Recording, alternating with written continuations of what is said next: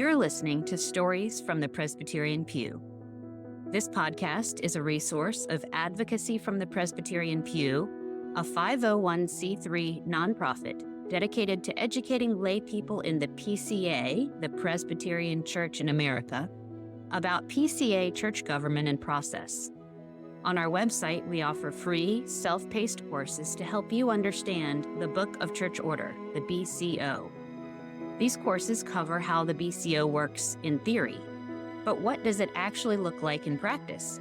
Stories from the Presbyterian Pew gives you an opportunity to hear directly from those who have walked through or observed what happens when the wheels of church process are set in motion. The stories we share are all true and all happened in PCA churches. All names and place names have been changed to protect the identities of the storytellers and others who play a role in their stories. Our goal is to facilitate understanding and awareness. Think of these stories as case studies, embodied and brought alive by the voices of our storytellers.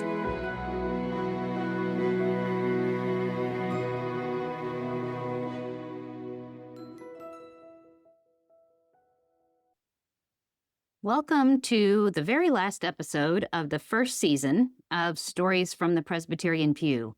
We have had a great first season, and I'm blown away by the positive feedback, encouragement, and engagement with the podcast and the ideas that our storytellers have shared. Shortly after our 14th episode launched, we hit 5,000 downloads. That's not chart-topping numbers, but it's a number that shows that folks are listening and that they care about what our storytellers have to say. So thank you for being a part of that. Just a reminder that we can still use folks who are willing to volunteer as presbytery companions, those who could just attend a presbytery meeting as a friend to someone whose case is being discussed. If you are interested in volunteering or if you need more information, please visit presbyterianpew.org/companion. I've also put a link to that in the show notes. Today, I'm going to share my own personal reflections from the 52nd PCA General Assembly, which took place the last full week of June in Chattanooga, Tennessee. Thanks to generous donations from supporters, I was able to drive to Chattanooga and be there for the entire week in person. Just as a side note, we've now opened up the fundraising campaign for travel costs to next year's General Assembly, which will be in Louisville, Kentucky. And anyone who donates $10 or more will get a handwritten thank you note, plus one of the stickers I handed out at General Assembly. I've also linked to that donations page in the show notes. In Chattanooga, I attended meetings of the Overtures Committee on Monday and Tuesday, and I posted updates about the conversations there on X. There's a link in the show notes to a post that collects all of those updates in case you really want a taste of what goes on during the Overtures Committee. I also attended all of the business meetings of General Assembly, which happened Tuesday evening and then Wednesday and Thursday. But as those are all live streamed, instead of posting updates, what I did afterwards was to create a post with time-stamped links to each of the major reports and debates so that you can jump right to whatever it is you'd like to see. At the bottom of that post of time-stamped links, there's also a PDF that you can download that shows at a glance the outcome of each overture. I'll link to that post of highlights in the show notes, and I'll also include time-stamped links in the show notes directly to specific things that I'm going to reference in today's episode. Overall, the experience attending General Assembly was a positive one. I lost count of the number of commissioners, which is pastors and elders, who came up to me in person to thank me for the work that I was doing, and the number of folks who commented positively on X about the updates I was sharing. And I will add that the appreciation was not limited to thanks for the X updates about the Overtures Committee. I was really touched to hear from a number of pastors and elders that they and their wives were podcast listeners and that our storytellers had helped them better understand the perspective of someone going through these experiences. So praise God for anyone, and especially for those in positions of leadership, willing to listen with humility and learn how to shepherd well. Just as I emphasize that what our storytellers share is meant to specifically reflect their perspectives, so my thoughts shared here today are just that, my own personal thoughts and reflections. So, with that said, let's dive in. There were 50 overtures to General Assembly this year. 2 of them, which were a pair from connecting presbyteries about changing presbytery boundaries, were withdrawn, 24 of the remaining overtures were approved. Of those 24, 11 only needed a majority vote at this year's General Assembly, which they got, and they're settled. And then the final 13 need to be ratified by 2/3 of the presbyteries and then a final approval at the 2026 General Assembly to take effect. Last year, there were 4 such overtures that all passed more than 2/3 of presbyteries and were up for final approval at the beginning of this year's General Assembly. These 4 all passed, 2 without any discussion at all. The 4 changes that are now official and in effect are items 1 and 2, both related to the process of examining ministers transferring in from other PCA presbyteries, including examination of their character and requirement to report to the releasing presbytery any reason why a transfer was not approved. Item 3 allows for an accused person to be represented before their session or presbytery by any member in good standing in a church in their presbytery, and before the Standing Judicial Commission by any member in good standing in the PCA. Item 4 requires that handling any complaints about a trial process be delayed until after the trial and any appeals are over to avoid unnecessarily dragging out the judicial process, which can already be quite lengthy. I especially appreciated one particular speech in favor of item 3, which is the item that expands the pool of those able to represent an accused person during a trial. I'll link to the timestamp for the full speech in the show notes, but one salient point made by ruling elder Matt Fender encouraged officers to reflect on their experiences in the judicial process, and here are some excerpts from his speech. He said, "An excess of qualified counsel is not a problem that we have. Frequently, the accused finds himself in a position where there is no one who is competent to advise him on his rights under the BCO. Mr. Fender said that while he loves the Constitution of the PCA, quote, it is complicated. To the uninitiated, to the unschooled, who finds himself with his good standing in the church on the line, being limited in who you can have represent you may very well prejudice your rights. This provision provides the accused with the ability to seek out someone who is qualified to represent him in his time of perhaps greatest need." I know that some folks were concerned that this provision was a way to get guilty pastors off the hook or protect them from consequences, so I'll share a few thoughts. First of all, this provision is important for the protection of everyone. Often, church leaders have other connections in the presbytery, whereas lay people may not, and may not know how to find them. In response to this overture, I hope that we will see presbyteries ready with recommendations of folks who can represent an accused person in a trial before their session if they need that help. I would also argue that competent counsel for a guilty pastor is just as essential as competent counsel for an innocent member or pastor. First of all, we want trials to be conducted as properly as possible. There is nothing so disconcerting and disheartening to victims as seeing a guilty verdict overturned on appeal on procedural grounds. We should do everything that we can to ensure that our trials are handled in procedurally careful ways from the beginning. And secondly, if a man is in unrepentant sin, we should strive to give him as few avenues as possible for blaming the guilty verdict on his circumstances, such as poor representation, rather than on his own sin. Ecclesiastical trials can't change hearts, but we should endeavor to provide no cause for unnecessary offense. For these reasons, I'm really thankful for the expansion of available representation. I do hope to connect with presbytery clerks or shepherding committees and presbyteries to find out if they have thoughts about methods for connecting people with available representation. If you have information about how this might be handled in your presbytery, please do feel free to reach out. And now on to the overtures to this year's General Assembly. Out of the 48 overtures that were considered at this year's General Assembly, 3 overtures were referred back to the presbytery that sent them. In effect, this defeated the overture, but it communicates something different than just a no vote. Sending an overture back without prejudice says that the General Assembly believes the overture needs more work, but that a fine-tuned version on this subject might have the potential of passing in the future. Overture 9 had to do with the voting members of the Administrative Committee. During discussion in the Overtures Committee, one concern raised was that by disallowing representatives from each of the permanent committees and agencies a vote on the Administrative Committee would effectively mean that they would have no vote on their own budgets.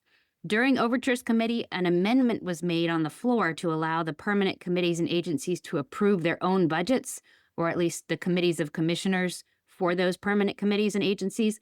But this was contested for several reasons, and eventually the overture was referred back. If the Presbytery submits a new version of this overture, they will likely need to address the question of committee and agency budgets.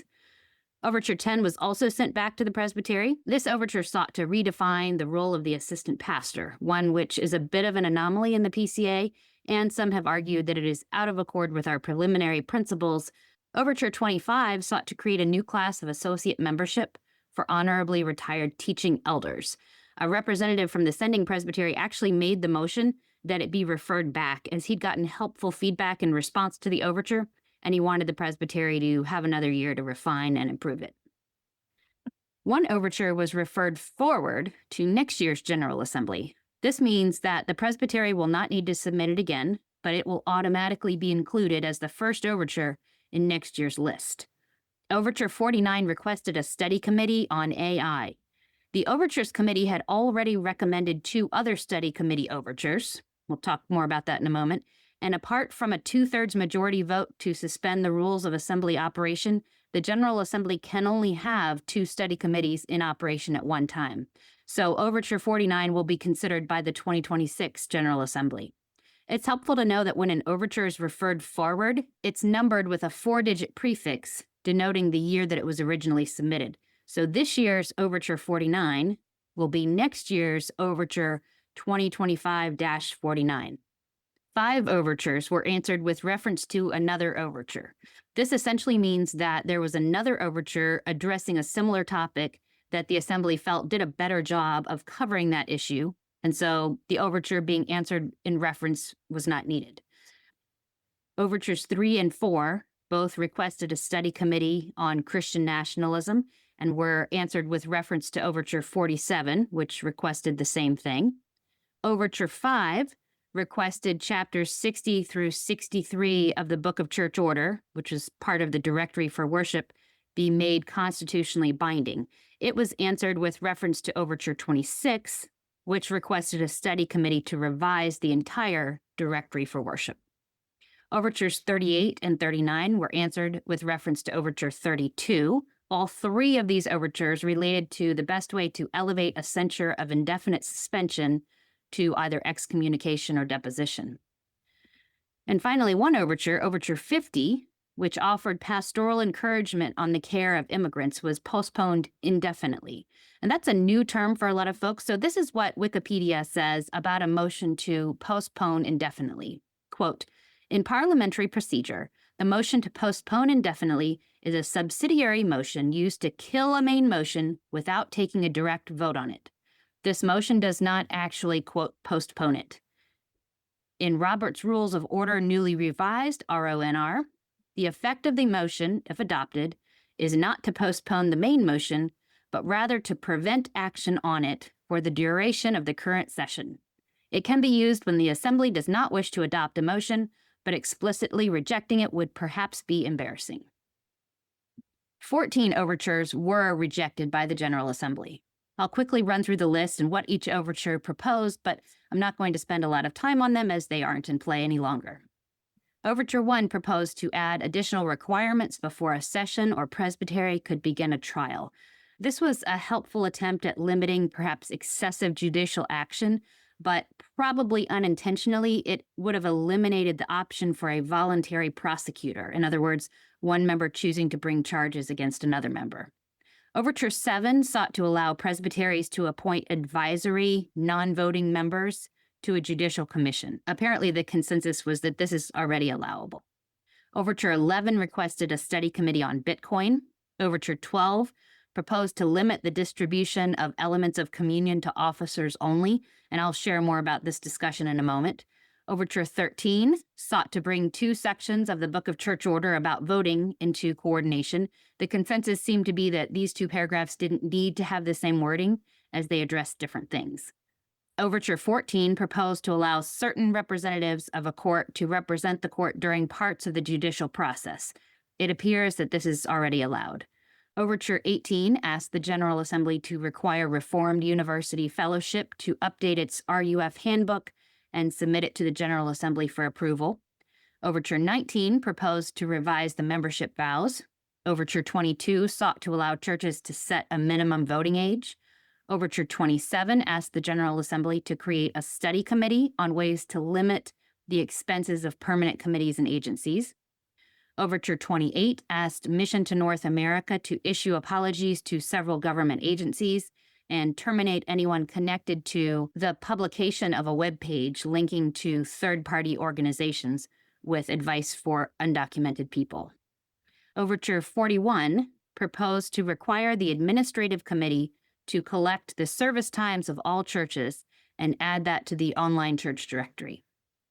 Overtures 34 and 43 were both changes to the RAO, the Rules of Assembly Operation, which requires a 2/3 vote to amend, and both failed to meet that threshold. Item 34 did actually receive a majority of votes, but not enough to meet the 2/3 threshold. Overture 34 proposed to require presbyteries to include the deacons and elders of all local churches in the presbytery in their directory of presbytery, and also to provide a rationale for any churches that didn't have ordained deacons. Overture 43 asked to amend the RAO to forbid the administrative committee from collecting any data about age and ethnicity. There was another related overture sent to the administrative committee that was passed in amended form, and I'll talk more about that in a moment. That wraps up the 24 overtures that were not approved by this year's General Assembly, but were disposed of in some other way. Before we move on to the 24 overtures that were approved, I told you I'd come back to Overture 12 in more detail. Probably the most unsettling conversation at General Assembly this year centered around Overture 12. This was an overture that proposed to limit distribution of the elements of communion to only church officers. So just as a reminder, the Book of Church Order clearly limits the administration of the Lord's Supper to teaching elders. In other words, only an ordained teaching elder can preside over the Lord's Supper. However, the BCO does not specify who may hold or pass the trays once the teaching elder has administered the sacrament. The author of the overture, both in Overtures Committee and his speech on the floor, insisted that this was not about women or restricting women in how they serve.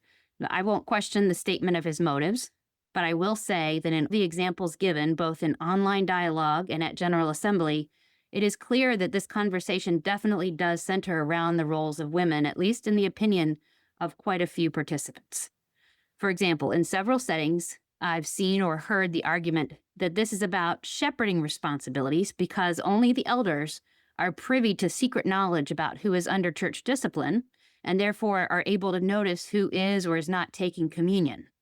However, when it was pointed out that this overture would also allow deacons to serve communion, that distinction seemed easily dismissible.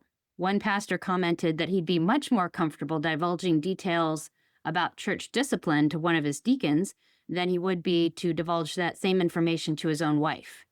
Although this was not the focus or the intent of the overture, it isn't helpful to suggest that, for example, a young deacon is more competent to assist the session in the shepherding of members than a wise older woman. The willingness to blur the distinctions between the offices of the church, but to insist that women are still not qualified to assist the session in shepherding suggests that this isn't merely about the importance of office and ordination. But beyond the question of women and their ability to assist the session in matters of shepherding, I believe the most concerning aspect of this overture is the tendency towards overreach into the decisions of local sessions for their own churches.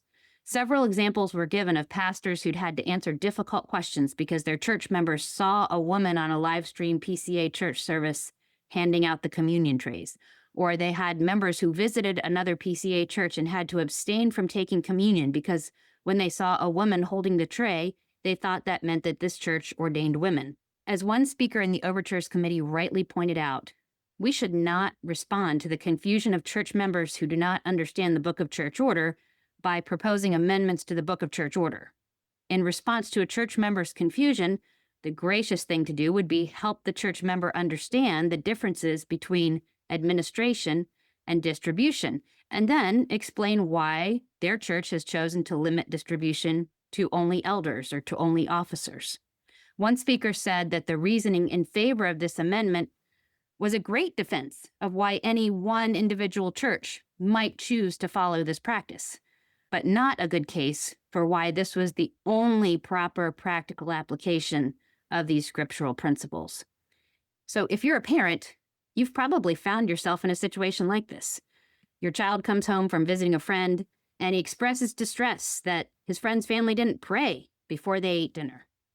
The first thing you say in response is to explain to your child that praying before a meal isn't a biblical command, and so therefore it isn't a sin not to follow this practice. And then you can certainly explain, but here's why our family does pray before each meal, and here's why we think it's important to do that. But it should be couched in an understanding of Christian liberty and a respect for that other family's right to make application of scriptural principles as they see fit for their household. One speaker aptly pointed out that if the concern of this overture truly was about the authority of the session of the church being undermined, then we actually should be concerned about this overture because it seeks to remove the authority of the local session to decide on behalf of its own congregation how best to apply scriptural principles to the circumstances of worship. I heartily agree.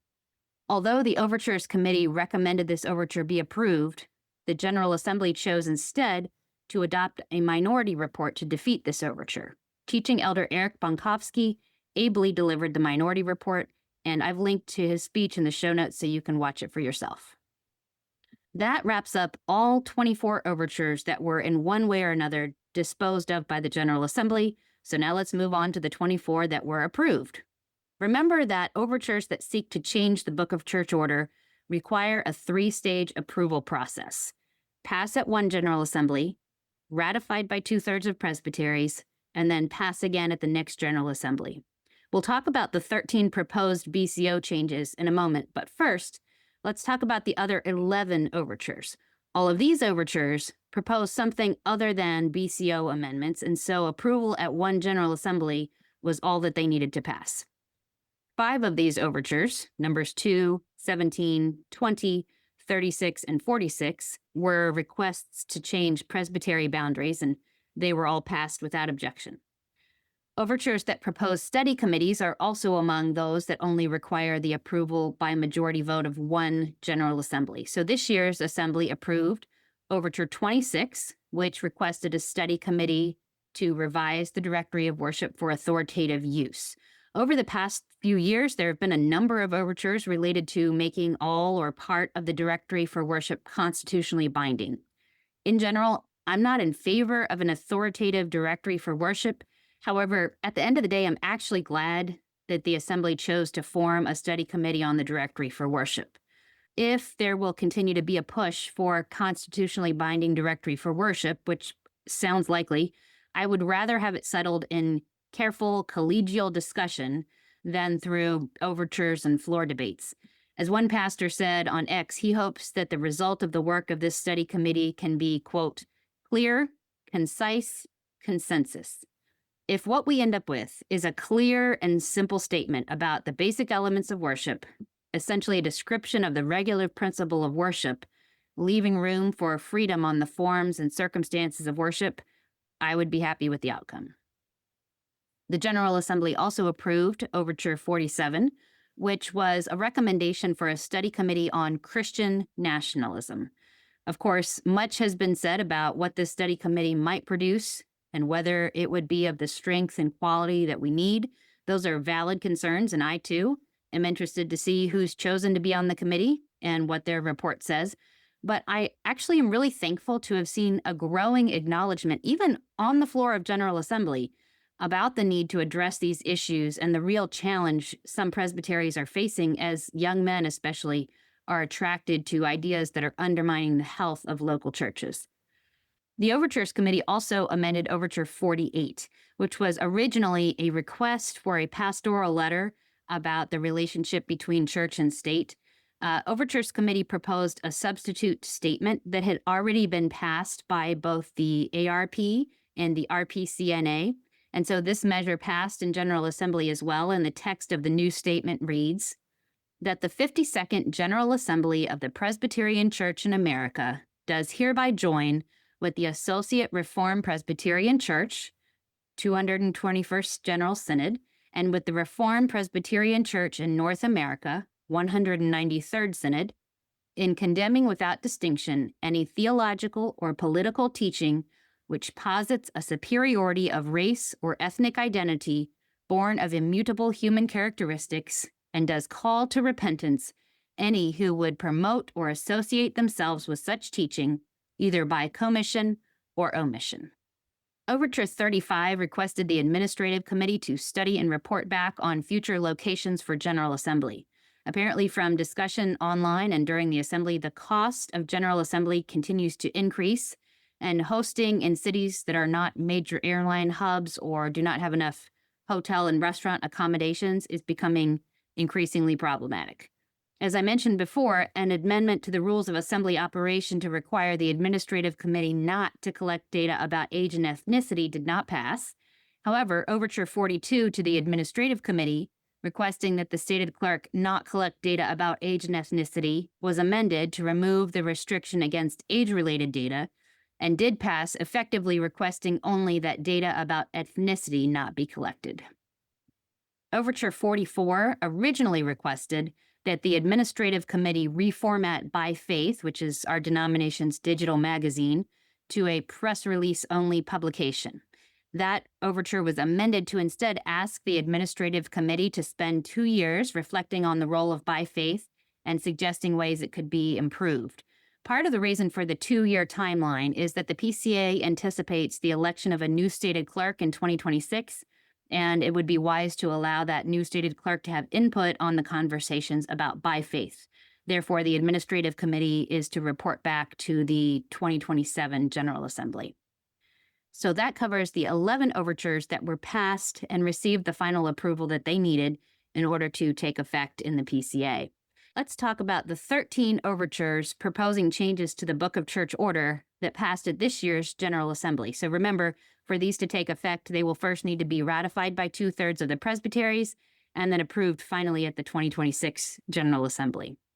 What usually happens during the beginning of the Overtures Committee report is that the Overtures Committee chairman will suggest that some overtures be passed in omnibus. So this means that recommendations from the Overtures Committee on all of these overtures are passed without individual debate, just in one package vote.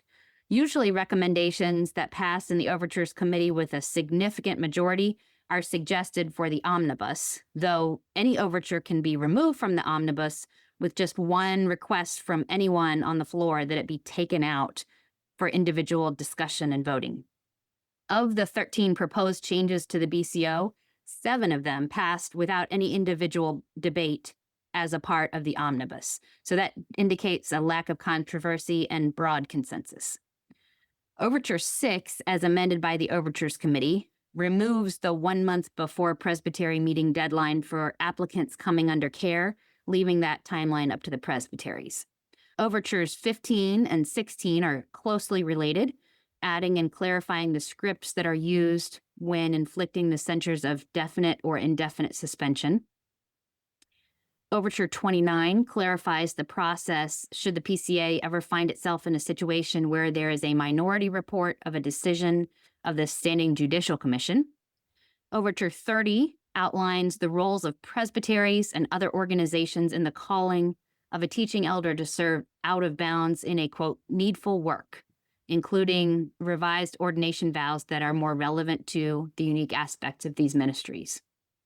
Overture 37 would allow a session that is currently without a pastor to elect one of its ruling elders to serve as moderator of a judicial case, rather than being required to have another teaching elder from presbytery fill that role. Overture 40 would require that all parts of a trial be recorded, including opening and closing remarks. 6 other overtures were debated on the floor, but were all eventually approved by a majority vote of the full assembly. Overture 8 would require elders and deacons to state any exceptions that they take to the Westminster Confession when they are ordained for office by a session. These exceptions would then need to be recorded in the minutes of the session to be reviewed by the presbytery.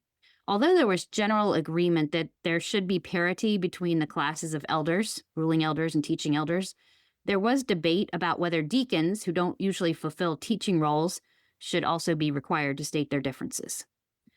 Overture 23 proposes to allow sessions to obtain additional judges for a trial from amongst members of presbytery if the session is too small to handle all of the roles necessary during a judicial process. Some of the objections raised concerns about whether this could create a violation of our preliminary principles by giving those not elected by a congregation some authority over them.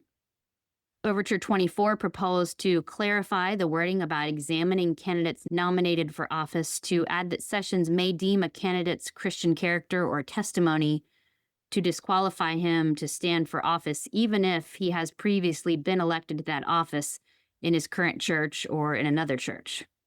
Some were concerned that this essentially allows a session to render a judicial verdict without any process. Another overture to pass after debate was Overture 31. In the last podcast episode I recorded before General Assembly, I shared my concerns about this overture. It would require administrative suspension of an officer pending trial to be a vote of the full session or the full presbytery, not just the Judicial Commission handling the investigation or trial. I won't reiterate all my thoughts here, but I will put a link in the show notes to the article I wrote about that. Unfortunately, this overture didn't see a great deal of discussion, and there seems to be general approval of the recommended change. It was amended slightly in the Overtures Committee, but only to clarify some language about how votes would be counted. It was not the amendment that ruling elder Howie Donahoe had suggested to allow a judicial commission to enact an administrative suspension if they could decide on it unanimously. The Overtures Committee recommended that it be passed, and the General Assembly agreed with that recommendation. I don't have numbers for the vote in the Assembly, as the moderator called for a voice vote. However, this change will not take effect unless it's ratified by 2/3 of the presbyteries and then given final approval next year, so I don't know if further conversation about this overture will bubble up in the intervening time, or if it will slide by mostly unnoticed. Overture 32 provided a clarification of the process to elevate a suspension from the sacraments to excommunication or a suspension from office to deposition from office. And essentially, the solution that was decided on is a type of a hearing that would allow the accused to present evidence of his repentance, but would not require the session or the presbytery to hold a fully new trial from scratch. Overture 33 proposes to add some more detailed guidelines to the process of interviewing young people for communicant membership in the church.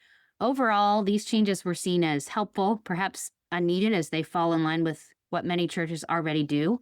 Some were concerned that this might add to the reporting requirements, as sessions would have to add more detail to their minutes about the approval of young people and would essentially create greater requirements for admitting a young person to the Lord's table than an adult convert.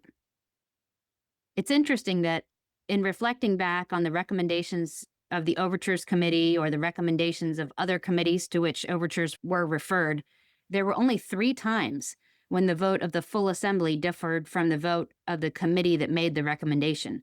So Overture 12, which would have limited passing of the elements of communion to officers of the church.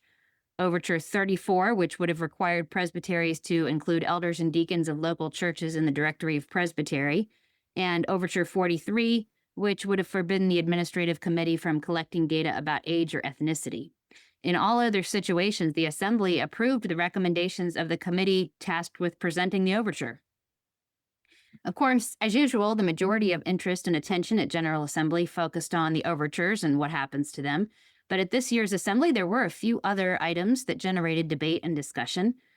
During the review of Presbytery Records report, there was some debate about certain exceptions that RPR took to the minutes of various presbyteries. In the highlights post, I linked to a few specific speeches during the RPR report that were, in my opinion, helpful in illuminating a few issues like what it means to take an exception to the Westminster Standards and why paedo communion is a concerning difference for a teaching elder to note. You can find links to those in the highlights post. Perhaps the one moment during General Assembly that has generated the most ongoing heat and debate happened during the discussion of the re-election of Dr. Erwin Ince as coordinator of Mission to North America. During the course of the year, Ince was involved in 2 separate controversies. One was the webpage I mentioned earlier, linking to third-party websites that gave legal advice to undocumented immigrants. The other was his participation in a celebration of Black History Month, speaking at a gathering advertised for Black worshipers, and a follow-up statement from MNA about his participation in that gathering. He later co-wrote an article with moderator Steve Dowling about the concept of affinity spaces, which were mentioned in that MNA statement, as distinguished from segregation or prejudice. In that article, moderator Dowling said, "Prejudice and promotion of segregation have no biblical support and should have no place in our PCA ranks. Affinity groups of shared background or interest that gather to help everyone in our church grow in understanding of how to advance the gospel are a benefit and blessing to the PCA." So I've linked in the show notes both to the article that was co-written by moderator Dowling and Dr. Erwin Ince, and also within that article, there's a link to the statement by MNA. Online posts raised concerns about affinity groups as just another type of racial segregation, and they referenced a speech that Dr. Ince gave in 2019 where he discussed spaces where minorities could feel safe. One speaker opposed to the re-election of Dr. Ince spoke about affinity groups, and he read from James about not showing partiality. But he began to say, "Friends, if the coordinator of MNA believes he is not safe in space with me because of the color of my skin, this is a denial of the sanctifying grace of the Lord Jesus Christ." Several commissioners called out for a point of order. This was not picked up on the live stream because only the speaker's microphones were turned on, but it was very evident to someone who was sitting in the room. In response to these points of order, moderator Kevin DeYoung stopped the speaker and asked him to please use decorum, to refrain from saying things that were personally attacking, and to speak in a more temperate way. Fueled primarily by an article written by Doug Wilson about the incident, much debate erupted online about whether the speaker's words were in fact intemperate or lacking in decorum, or whether the moderator wrongly silenced him.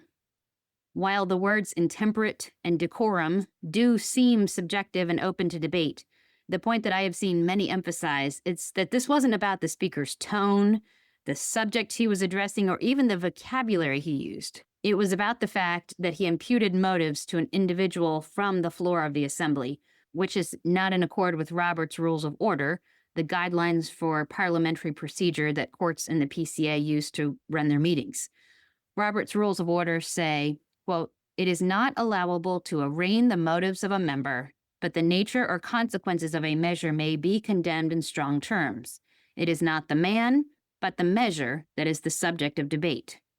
Of course, in this situation, the subject for debate was the re-election of a specific man to a specific office. So online dialogue has centered around whether what the speaker said was imputing motives to an individual or whether it should be considered outlining the consequences of the measure being debated.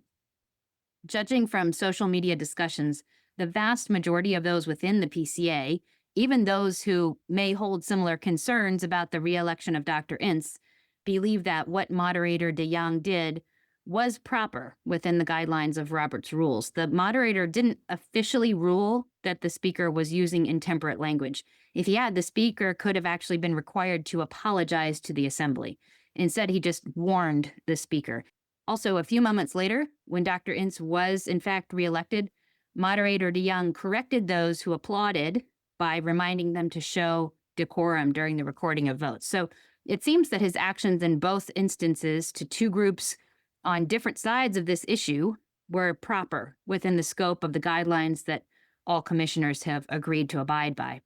Other online conversations have compared the words of the speaker to words used by authors in books or hosts of podcasts. The salient point is that speech on the floor of General Assembly is governed by Robert's Rules of Order, and these other formats are not.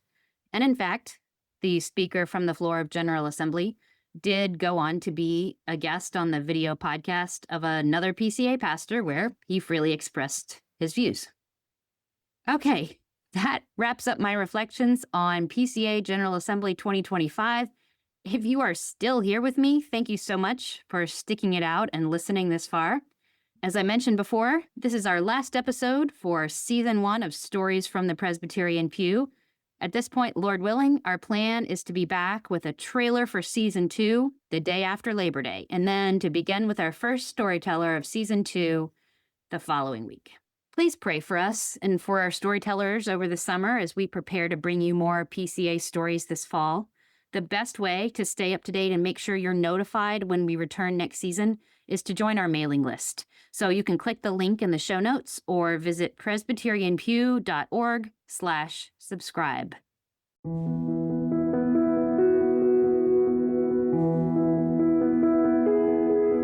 Thank you for listening to today's episode. Stories from the Presbyterian Pew is a resource of Advocacy from the Presbyterian Pew, a 501c3 nonprofit. We are 100% volunteer run and 100% donor supported. We want to keep this podcast ad-free, but in order to do that, we need the financial support of listeners like you.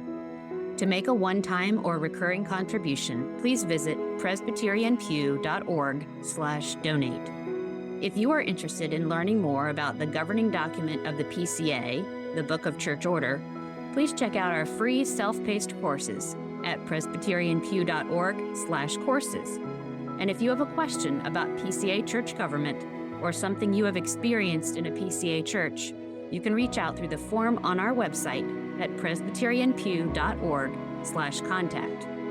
Towards hope and healing, I'm Lynna Sutherland with Advocacy from the Presbyterian Pew.